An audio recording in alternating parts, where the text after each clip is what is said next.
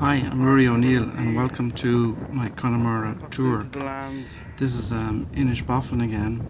This was filmed 2 years ago, so I'm not sure has it changed since the winter storms. Storms have done an awful lot of damage on Inish Boffin Island here.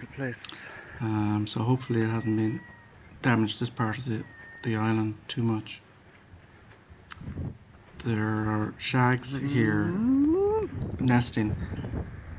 They're similar to the cormorant, only that the shags have a crest on their head and the cormorant has a white patch on its belly.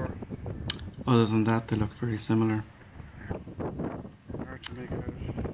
If you want to or like to come on the tour, you can contact us at the website ruairi.com and or send us an email at silverj@aircom.net.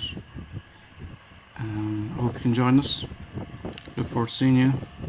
Slán go fóill.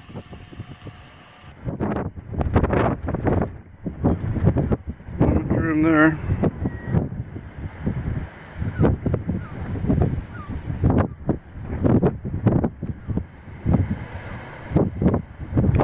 We can access the far side as well.